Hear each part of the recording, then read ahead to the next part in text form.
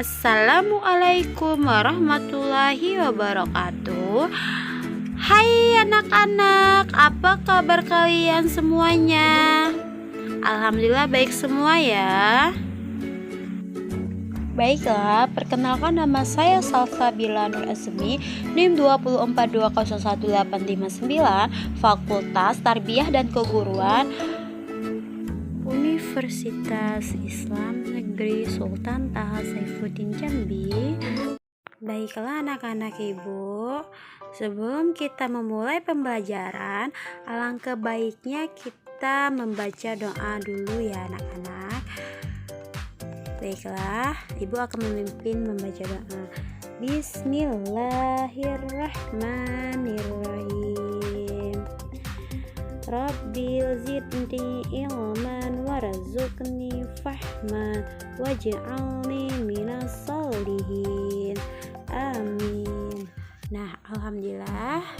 Sekarang kita akan memulai pembelajaran pada pagi hari ini. Baiklah, hari ini pelajaran bahasa Indonesia. Ibu akan menjelaskan materi yang bertema yaitu tentang lingkungan.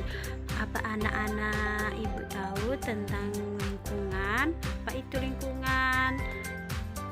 Apa tidak tahu? Nah, baiklah, ibu akan menjelaskan apa itu lingkungan. Nah, lingkungan itu adalah suatu penampakan alam yang diciptakan oleh Allah Subhanahu wa Ta'ala yang meliputi seluruh makhluk hidup yang ada di lingkungan alam. Nah, seperti contohnya yaitu hutan, danau, laut, bukit, gunung, dan lain-lain. Pernahkah kalian bersama keluarga atau teman-teman pergi ke suatu tempat yang indah? Contohnya ke taman kota, ke tempat-tempat yang menarik dan sejuk udaranya. Pernah kan? Pasti kalian ada yang pernah pergi ke tempat-tempat itu.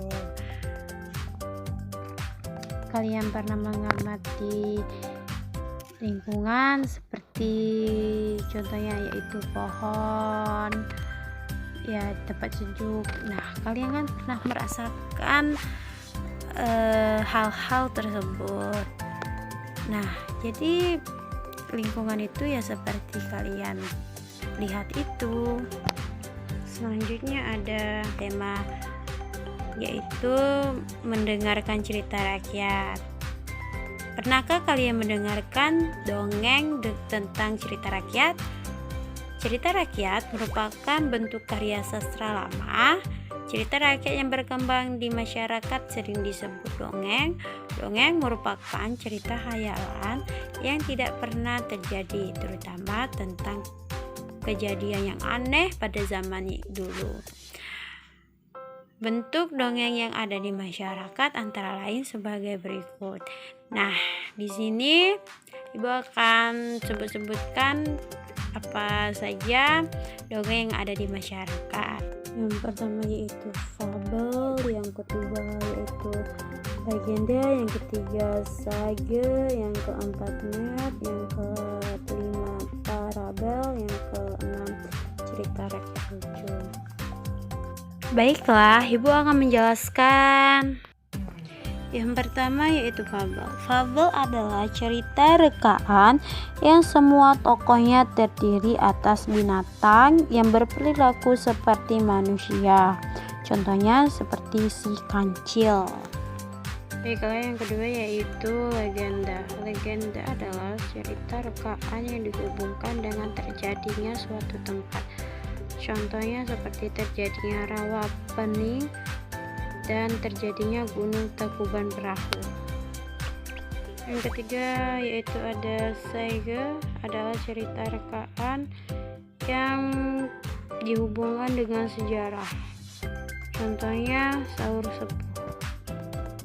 Yang keempat yaitu ada myth, adalah cerita rekaan yang dihubungkan dengan kepercayaan tentang dewa-dewa dan roh-roh. Contohnya Nyai Kidul.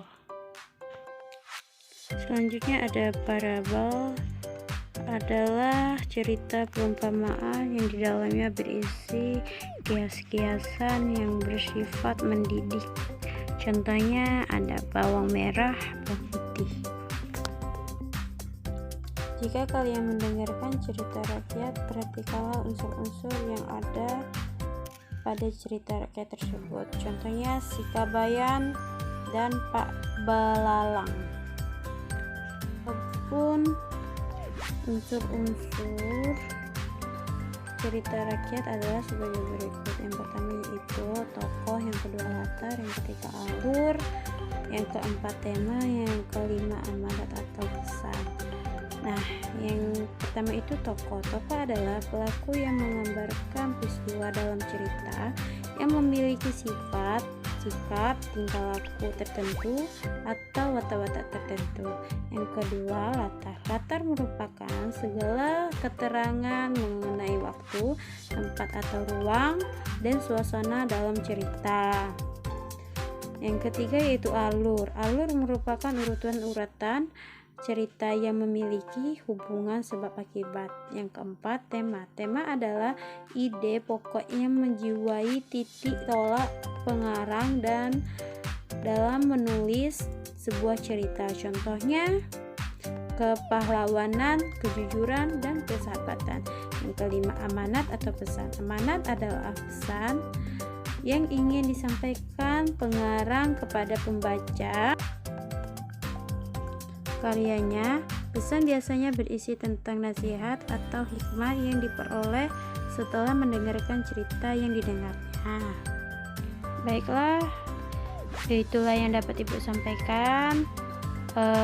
Kita cukup pertemuan hari ini. Ibu ucapkan alhamdulillahirabbil alamin. Wassalamualaikum warahmatullahi wabarakatuh.